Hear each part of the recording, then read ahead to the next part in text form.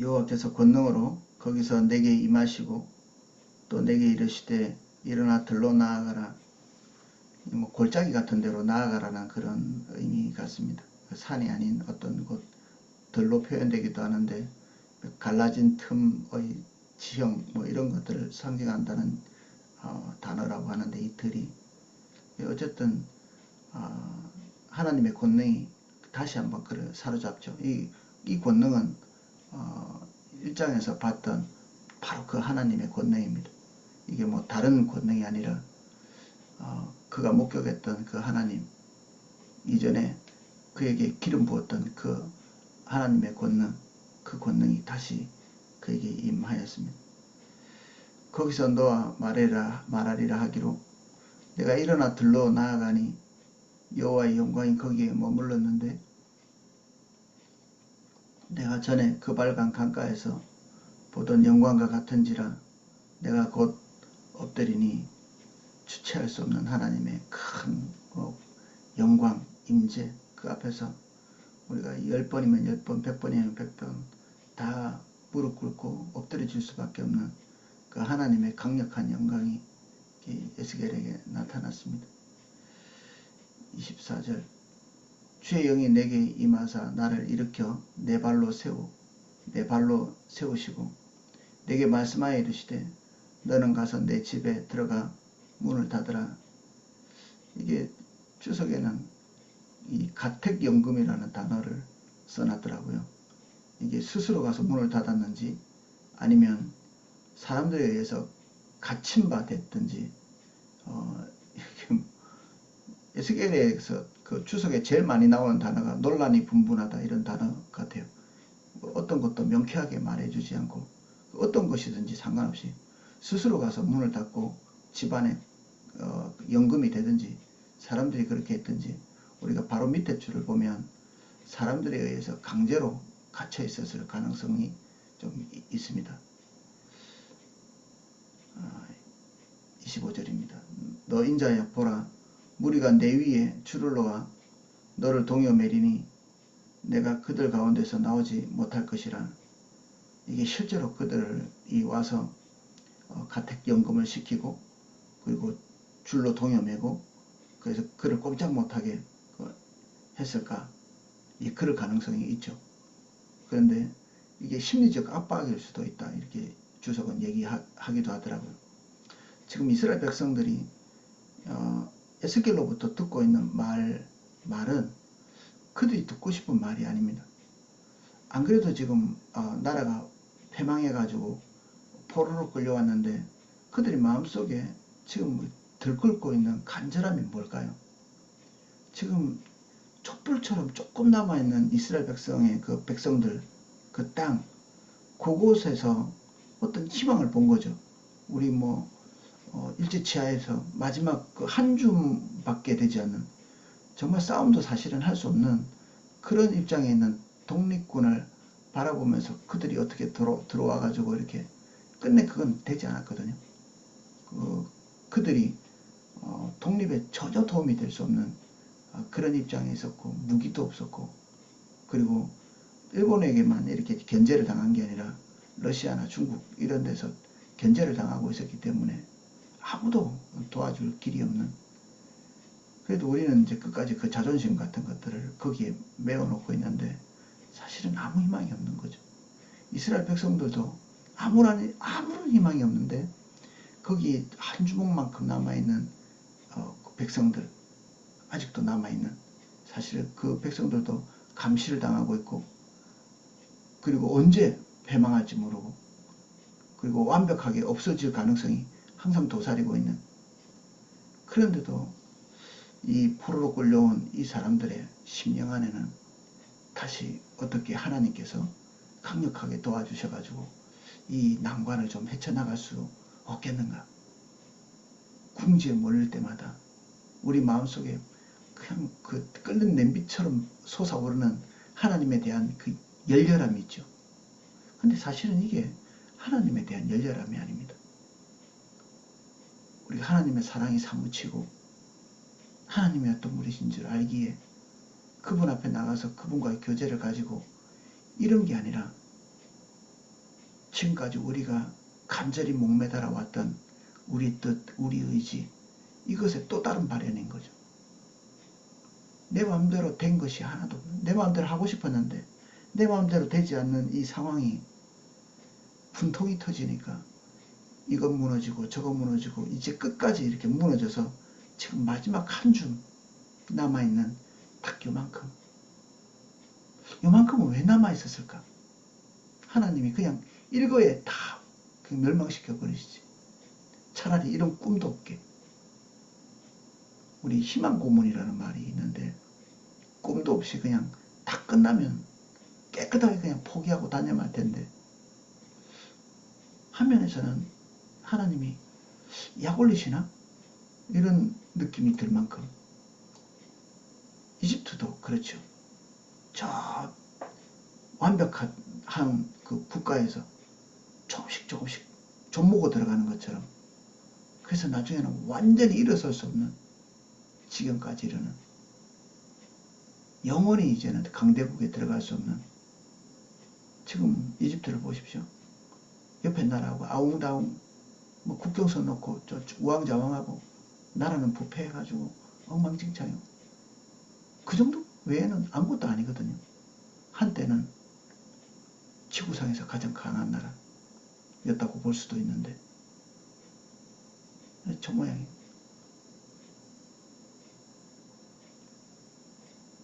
이스라엘 백성들도 한때 그들에게 주셨던 솔로몬의 영화를 꿈꾸고 그리워하고 그 성전을 그리워하고, 물론 그 성전에서 그들이 우상에 대한 마음을 버리지 않고 있었지만 겉으로 만군의 하나님이라고 부르는 그분에게 제사도 드리고, 물론 하나님께서 받지 않는 제사를 오랫동안 드렸음에도 불구하고 두 마음 두 갈래 그렇게 나눠져 있었음에도 불구하고 그들이 그들의 민족성을 그래도 통칭하는 문화적 자산 같은 거죠. 일종의 성전이 그렇게 전락해버린, 이미 하나님의 임재는 거기서 떠나버렸는데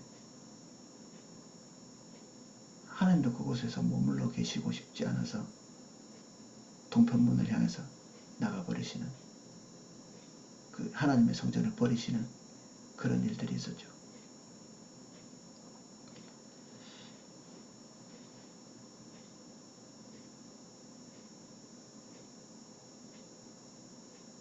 그래서 이 이스라엘 전체가 하나님을 향해서 한 조각 그 희망적 메시지, 너희들 비록 끌려왔지만 얼마 안 돼서 다시 돌아갈 거야, 이런 메시지도, 거짓 선지자들이 그때 집중적으로 예언했던 내용들이 몇 날이 못 돼요. 너희들은 다시 하나님의 은혜로 말미암아 본국으로 돌아가게 될 것이다. 바벨론은 패망하게 될 것이다. 이런 내용들이죠. 조금의 진실성도 없는 희망, 진실하지 않은 희망, 그런 건 희망이 아니거든요. 옛날에 교회에서 저도 많이 불렀던 노래들이 있습니다. 할 수 있다 하면 된다고, 하나님께서 우리에게 힘 주신다, 뭐 이런 노래들. 지금 생각하면 너무 부끄럽고 창피한데도 그때는 하나님을 향해서 하나님 붙잡는 힘이 너무 셌던 것 같아요. 하나님 사랑해서 그런 게 아니라 내가 바라고 원하는 것들이 너무나 강렬했기 때문에 하나님을 붙잡는 힘이 더 강한 거죠. 그러면서 내 믿음이 좋은 것처럼 서로가 서로를 격려하고, 사실은 우상숭배나 진배 없는 하나님을 향한 마음이 그랬음에도 불구하고 우리 스스로 그걸 전혀 눈치채지 못하고 이런 행동을 서로 격려했죠. 이스라엘 백성들도 그렇게 하고 있는 상황이죠. 지금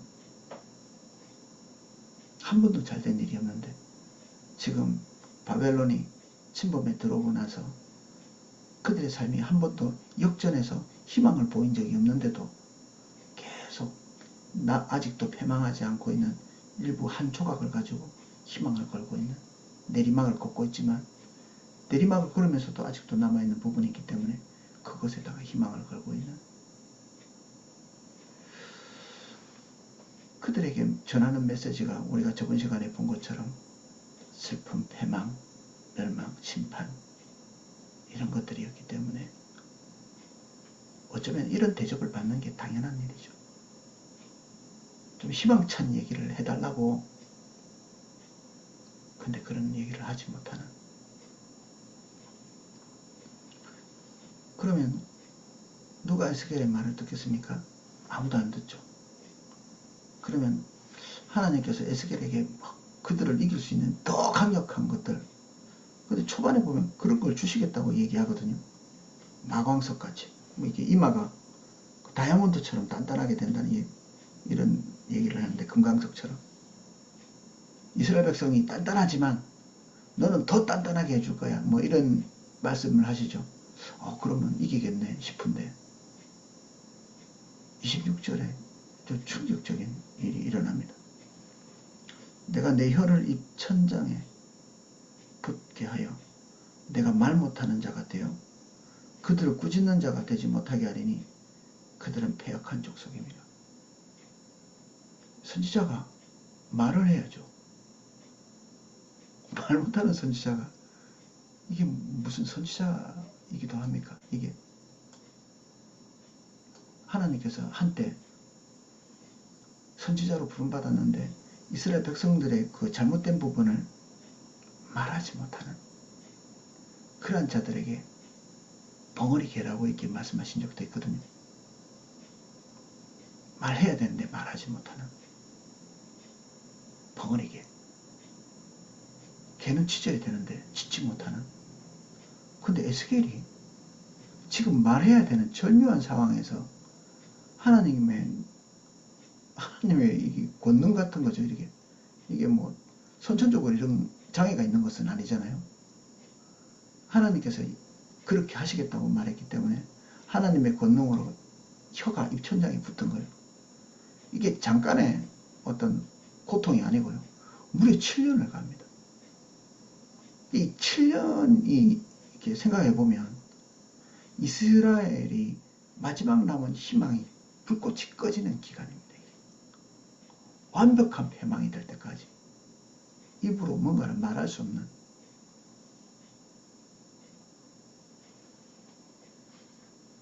26절을 읽는데 그냥 저절로 절망이 됐습니다. 이게 뭐야 도대체. 지금 좋은 말을 할 수 있는 상황도 아니고 이스라엘 백성들이 말을 한다고 해서 잘 들을 것도 아니고 그런 상황인데 혀가 입천장까지 붙어버려. 그러면 사람들이 에스겔을 뭘로 보겠나? 하나님의 저주를 받았다 이렇게 생각하겠지. 또 한면에서는 그들에게 거짓 선지자들이 막 이렇게 희망적인 메시지를 이렇게 전할 때 에스겔은 이게 독설에 가까운 메시지를 이렇게 전해야 되는데 입천장이 혀가 탁 붙어버리면 봐라 이렇게 하겠죠. 봐라, 저놈이 지금 저런 악담을 해대니까 혀가 입천장에 붙어버렸지. 이게 하나님께서 행하신 일임에도 불구하고 어떤 사람에게는 하나님의 중대한 어떤 사인이면서도 어떤 사람에게는 이것이 또 다른 메시지, 그들의 신념을 굳히는 메시지가 될 가능성이 항상 도사리고 있죠. 이 하나님의 말씀이 참 기묘한 것이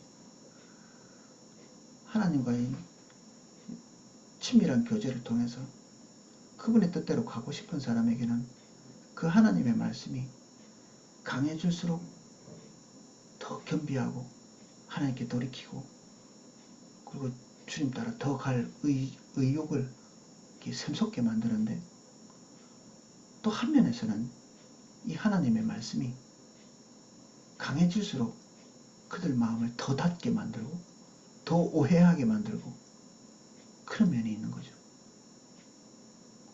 어떻게 해도 선택할 자는 선택하고 선택하지 않을 자는 선택하지 않는 것처럼 마치 이게 운명적으로 망할 자와 흥할 자가 결정된 것처럼 그런 부분들이 보이는 것입니다. 그래서 이게 진짜 예정론 같은 걸까? 이런 게 예정론. 하나님께서 선택할 자는 이미 선택되어 있고 망할 자는 이미 망하는 것처럼 하나님의 말씀을 아무리 많이 쏟아붓고 강렬하게 메시지를 쏟아부어도 굳을 자는 굳고 부드러워질 자는 부드러워지는 것. 그런 고민도 되는. 이렇게 입천장에 붙은 이유가 에스겔의 징벌 때문에 그런 게 아닙니다. 아마 이스라엘 백성들은 에스겔이 뭔가 잘못해서 이 벙어리처럼 이렇게 됐겠지. 삶의 제약이 왔겠지. 우리에게 삶의 제약이 계속되면 이거 자체가 징벌이죠. 그런데 징벌이 아닌 겁니다. 이게 부르심의 사인인 거죠. 그 뒤에 나오는 지금 에스겔의 예언들이 다 행동 중심이거든요. 눈에 보여주는 것들입니다. 이게 말을 할 수 없기 때문에. 화면에서는 이런 거 아닐까요? 너희들 예레미야를 통해서 이미 하나님의 말씀을 듣고 또 듣고 부족함이 없을 만큼 들었지. 이 말로 안 하겠다는 얘기일 수도 있지 않을까요? 이건 그냥 제 생각인데 말을 안 하고 싶으신 하나님. 그러나 이제 그들의 귀가 막혔기 때문에 눈이라도 뚫려 있으면 눈으로 보라고 에스겔이 혀를 사용할 수 없도록 그래서 할 수 있는 바 행동 언어 그것들을 지금 하는 거거든요. 앞으로 펼쳐질 일들이 그건데 이러니까 이 어떤 몹쓸 신학자들은 에스겔이 정신적으로 문제가 있지 않나 이런 정신적인 분석을 하고 있는 화면에 저는 그런 생각이 들더라고요. 혀를 천장에 붙이지 않고는 이런 행동 언어를 할 수 없었을까? 눈으로 보여주기 위해서 예언을 하나님께서 이 가시적으로 보여주기 위해서 에스겔에게 그렇게 하셨다는 것이 이제 상식적으로 믿어지지만 근데 굳이 혀를 사용하지 못하게까지 하시면서도 그렇게 해야 되는 걸까? 에스겔의 입장에서는 너무나 고통스러운 일이 아닐까? 사실 에스겔이 당한 고통은 이것만은 아니거든요.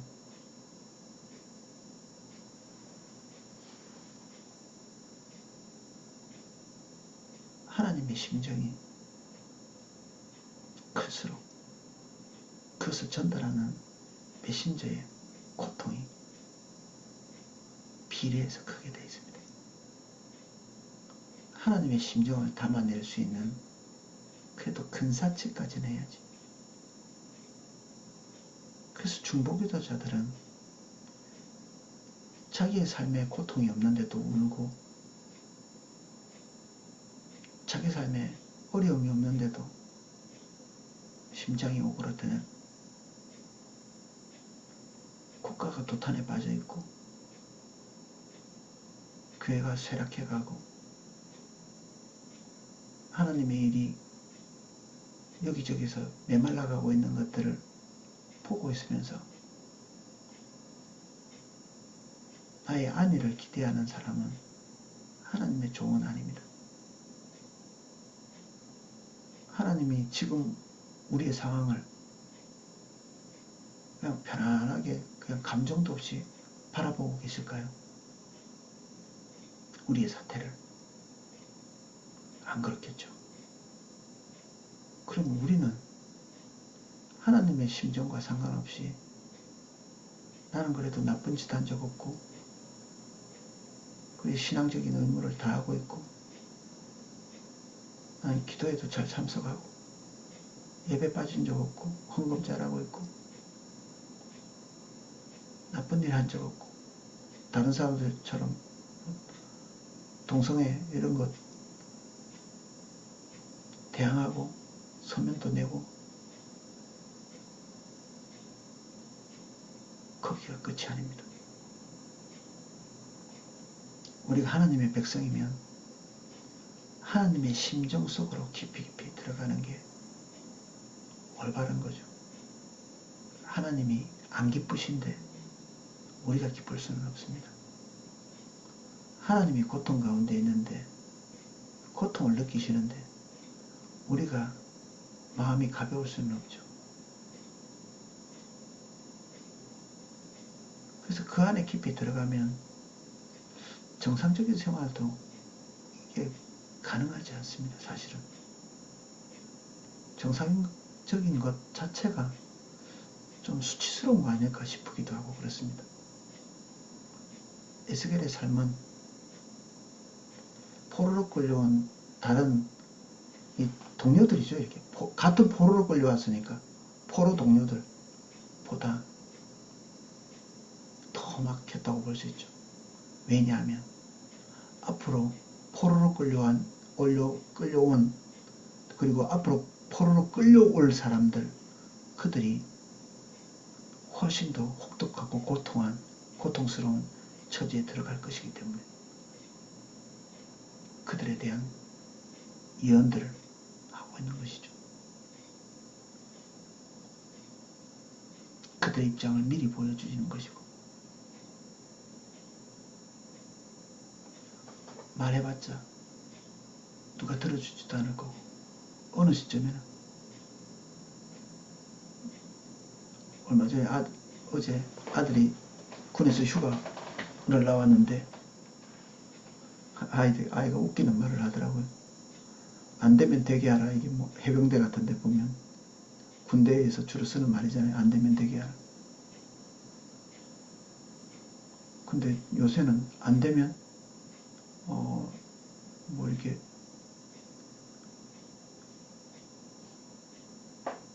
항소 같은 거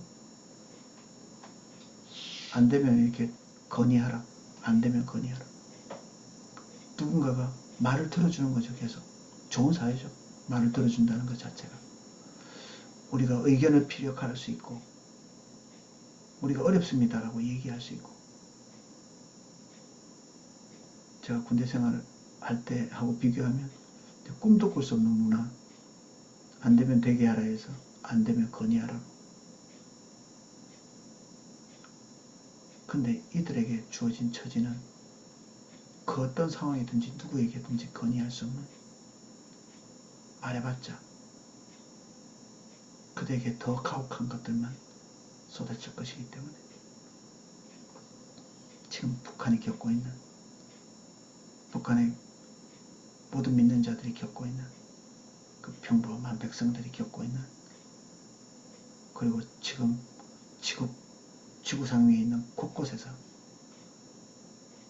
참혹하게 지금 당하고 있는 그 열방의 현재의 모습들 이런 것들을 하나님께서 목격하고 계시거든요. 하나님께서 에스겔은 하나님께서 과학적 존재라서 고통을 주시고 계신 게 아닙니다. 하나님과 친한 사람은 정말 물질적으로 잘 되고 몸도 건강하고 뭐 이렇게 되면 좋겠죠. 우리가 최근에 일어나고 있는 치유 때문에 우리 마음이 많이 공모되고 이렇게 할 수 있는데 처음부터 병을 안 주셨으면 더 좋았겠죠. 근데 우리가 병 치유됐다는 게 중요한 게 아니고 제가 목격한 것은 그때 치유의 과정에서 어떤 사람으로 변화됐는가 그게 중요한 것입니다. 그 병을 통과하면서 치유되기까지 그 고통의 기간 동안에 그들이 처음에 출발할 때는 어떤 사람이었는데 끝날 때는 어떤 사람이 됐는가 이게 중요한 것입니다. 의미 없는 고통은 없고 그 속에 하나님께서 가지고 계시는 많은 생각들이 거기에 담겨 있는 거거든요. 병 걸렸는데 치유됐다. 박수! 이게 우리에게 뭘 말해줍니까?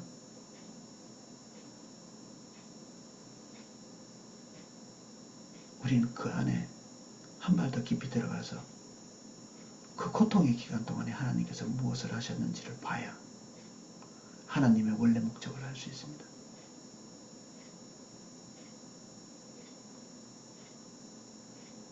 에스겔의 고통은 이걸 보는 첫 시간 동안에 1시간 동안 제가 이렇게 정신적 충격이 좀 오더라고요.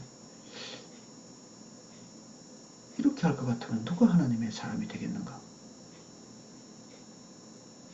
진짜 여기까지 해야 되는가? 에스겔이 뭘 잘못했는가? 이게 하나님의 백성과 공유할 내용인가 지금? 이제 우리가 다 이 말씀을 가지고 지금 하나님 앞에 서 있어야 되잖아요. 이게 우리가 공유해야 될 내용인가? 저는 성도들에게 하나님의 인도를 따라 잘 따라갈 때 여러분의 모든 삶이 평탄하게 지켜주실 겁니다. 이런 얘기를 하고 싶은데 지금 주님께서 우리에게 말씀하고 있는 것은 그거 좀 내려놓고 나와 좀 공유해 줄 수 없어? 내가 지금 고통하고 있는 것에 같이 고통해 줄 수 없어? 내가 가지고 있는 연민을 같이 느껴줄 수 없어? 내가 지금 답답한데 네가 이 답답한 마음을 공유해 줄 수 없어? 이 메시지죠. 하나님께서 우리에게 주시는 게. 우리가 발버둥 치고 가고 있는 고통으로부터 피하는 이런 육신적 본능, 이거 말고 주님 따라서 영문 밖으로 십자가를 지고 가는 이런 자세와 태도를 너희들이 같이 가져줄 수 없어. 이 얘기를 하시는 거죠.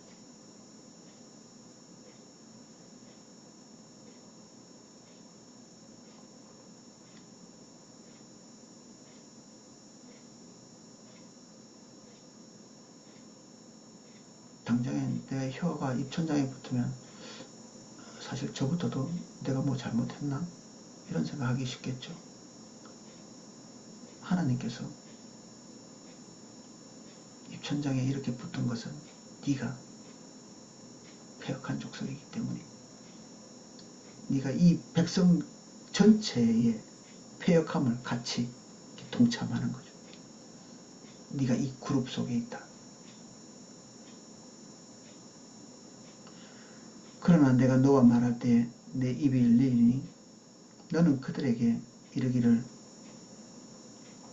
주 여호와의 말씀이 이러하시다 하라. 들을 자는 들을 것이요 듣기 싫은 자는 듣지 아니하리니 그들은 반역하는 족속임이라. 하나님께서 임하셔서 입이 열릴 것이 영원히 이렇게 살지는 않겠구나. 그러나 이 기간이 7일도 아니고 7달도 아니고 7년.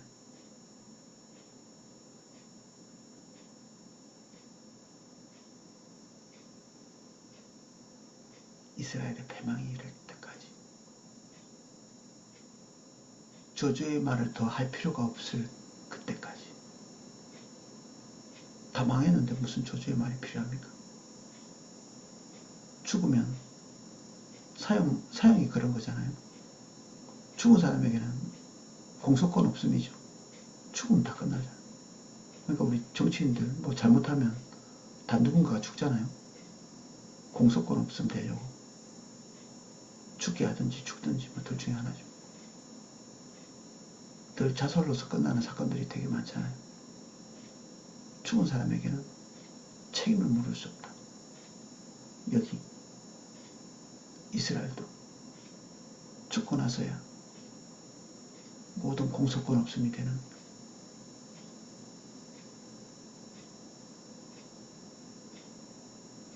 근데 사실은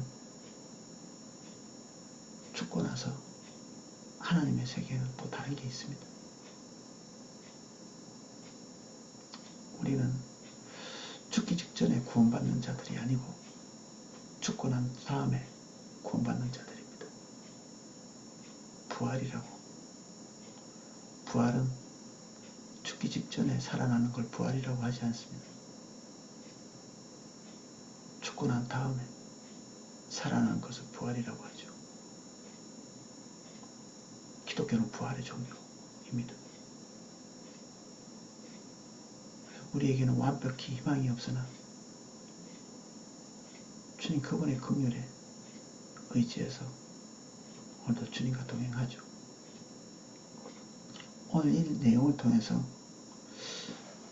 지금 하나님께서 이 민족에 대해서 가지고 계신 생각, 교회에 대해서 가지고 계신 생각, 나와 이 주변에 대해서 가지고 계시는 생각들을 공감하는 자리로 깊이 나갈 수 있는, 하나님 다 우리를 중보기도자로 부르셨거든요. 우리에게 맡겨진 제1사명은 생존이 아닙니다. 어떻게 먹고 살 건가? 어떻게 내 삶을 안정되게 유지할 것인가? 이게 제1사명이 아니라 하나님 나라와의 주님의 관심사, 그것이죠. 그러니까 지금 하나님의 마음에 있는 것이 무엇인지를 궁금해야 합니다. 어떤 생각을 하고 계시지? 나라가 어려워지면 아이고 물가나 오르면 어떻게 할까, 이런 걸 두려워하는 게 아니고 하나님께서 이 국가에 기대하시는 바가 있을 텐데 우리가 그 방향으로 가지 못하고 있는 것을 애통해하고 그 방향으로 가도록 기도하고, 지금 대통령 욕이나 하고 있을 때가 아니라 뭐 또 바뀐다 한들 이 나라가 제대로 되겠습니까? 이게 바뀐다 한들 또 어떤 사람이 또 올라가가지고, 사실 우리의 대표자인데 우리가 그만큼 이렇게 낮춰져 있고 썩어 있는데 누가 올라간다 한들 교회가 그것을 정화시킬 수 있는 힘과 능력들이 없는데 정부가, 국가가, 의회가, 사법부가, 하나님께서는 그런 것에 희망을 걸고 있지 않습니다. 하나님은 교회에만 희망을 걸고 계십니다. 교회만. 하나님의 중보기도자에게. 그러니까 우리가 고통을 져야 되는 겁니다. 고통을. 하나님의 마음속에 있는 고통을 져야 합니다. 이게 유일한 희망이거든요. 에스겔 외에 하나님께서 말씀하실 수 있는 자가 누가 있습니까? 이 전체 이스라엘 백성들 안에 지금 유일하게 하나님의 말을 한번 듣고 귀담아 듣고 고민하고 같이 고통을 겪을 수 있는 유일한 한 사람이 에스겔이거든요. 에스겔의 재앙은 어떻게 보면 축복의 상징일 수도 있습니다. 그가 하나님의 모든 것을 대변하고 있는 거니까. 어떤 면에서는 좀 두렵죠. 내가 겪고 있는 이 고통이 무엇을 의미하고 있는가? 그리고 이것은 떨친다고 떨쳐내지는 것이 아닙니다. 죽는 날까지 가져가야 될 것일 수도 있습니다. 우리는 죽기 전에는 고통을 다 벗어날 수는 없습니다. 이 안에서 주님께서 기대하시는 바가 무엇인지를 알 때 우리는 그것에 대한 자유를 얻을 수 있습니다. 환경이 좋아진다고 혀가 입천장에서 떨어진다 한들 상황이 바뀌지 않으면 그에게 평안이 오지 않죠. 우리의 상황이 변하면 기쁨도 찾아올 것 같은데 어림도 없는 소리입니다. 상황이 변해도 기쁨은 찾아오지 않습니다. 이 오해하고 있는 것인데, 상황이나 그리고 물질적인 것이나 우리의 기대한 것이 왔을 때 행복해질 거라고 생각하는 것은 무지막지한 오판입니다. 기쁨은 하나님께로부터 하나님으로부터만 오기 때문에 상황이 바뀐다고 절대로 기뻐지지 않습니다. 행복해지지도 않습니다. 행복은 주님이 주셔야 됩니다. 마른 떡 한 조각이 하나님의 축복을 받을 때 기쁨을 주고 육선이 가득한 집도 하나님께서 기쁨을 주시지 않으면 이 집은 분쟁하고 싸운 집이 됩니다. 그래서 행복해지기 위해서 환경을 개선해야 되겠다, 이런 생각을 일찌감치 버리는 게 좋습니다. 이거는 올바른 방법이 아니기 때문에. 주변에 있는 사람들이 바뀌면 내가 행복해지겠지, 틀린 생각입니다. 주님께서 모든 행복과 기쁨의 출처이십니다. 환경적으로는 어려울지 모르지만 이 에스겔은 하나님의 말씀을 달게 먹은 그런 존재죠. 주님을 대면하고 있고, 그게 근본적인 것입니다. 우리가 추구해야 될 것이고, 평안을 누리는 것보다 더 높은 가치, 하나님과 같이 고통을 공감하는 그 자리에 가는 것, 중보기도자의 자리에 가는 것, 이게 더 높은 가치입니다. 오늘 여기까지 살펴보겠습니다.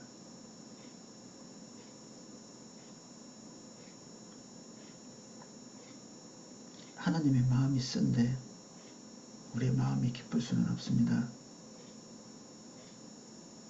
국가를 향해, 교회를 향해, 열방을 향해 하나님의 마음이 슬프다면 우리는 기쁨을 추구할 수 없습니다. 십자가를 지고 영문 밖으로 나아가는 삶을 살게 하시옵소서. 중보기도자의 삶을 우리에게 기름 부어 주십시오. 하나님의 마음을 공감하고 그 고통을 함께 느끼고 현 국가의 상황을 당혹스럽게 공감하며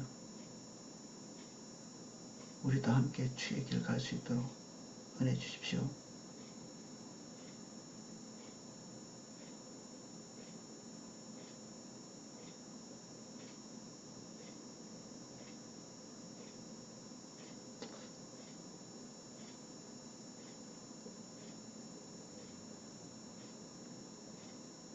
모두가 자기 십자가를 지게 해주십시오.